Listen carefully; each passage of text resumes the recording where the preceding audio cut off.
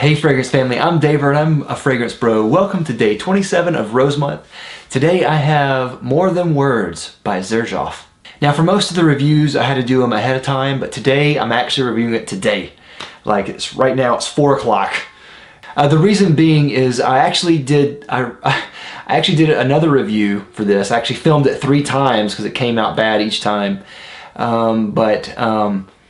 I was waiting on a couple of samples from a couple of reviewer friends, and one of the friends, their package didn't arrive, so I couldn't do any of his. And the other one arrived just today, so I had to wear it and try it. And I got this from Steven from Redolescent. So hi Steven, thank you so much. And he gave me a little sample of it, and he has a great review of this. So go to his channel and look at his review of More Than Words.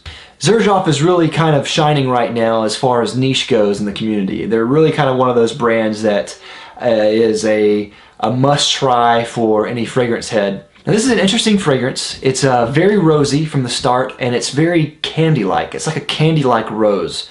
And you can smell a lot of other things in there too. Like you get some oud in there. You definitely get the rose. You do get some ambergris in there, especially towards the dry down.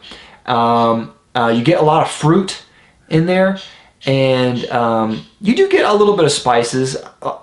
Fragrantica seems to think that this is mostly a spicy fragrance, but I don't think so at all. I think this is very sweet and very rosy with a lot of fruit in it. It's very nice. I do think this is on the unisex side. I think both women and men could wear this and be fine. I think maybe women could wear this better. But I think men would, especially if you like rose, men, I think you'd really like this. The opening is pretty strong too, as far as pungency. It's pretty pungent at first, with the oud and with the fruit and with the rose, really sweet. And as it dries, it tames some, which I really like. And the ambergris comes up some more. Performance on this was pretty beastly, pretty beastly. Especially the projection. The projection is, oh my gosh, monstrous. And with one spray from a sample, from just a 2 ml decant, it filled up the room, the entire room. And I ran it by my wife to see what she would say, obviously. And it was so strong it hurt her nose. And that's not too uncommon with some of these kind of pungent fragrances, but she went on and on about how strong it was. You know, I left the kitchen where I sprayed it on my hand, and she went back in there and said she could still smell it. It was filling out the kitchen. So yeah, strong. The one thing about this fragrance that I don't know if I really care for is it reminds me somewhat of a mix between Rose Anonyme by Atelier Cologne and Tom Ford's Cafe Rose. It's more akin to Atelier Cologne's Rose Anonyme, but it does have something about it that does remind me a lot of Cafe Rose. Just a twinge, especially when you bury your nose in it. It almost smells like there's coffee in there, but there's none in the note list, but there almost seems like a twinge of coffee in there.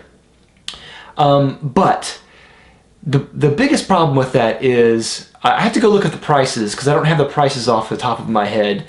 But if it's more akin to Atelier Cologne is really affordable with their pricing. So if it's more than that, it might be a ripoff.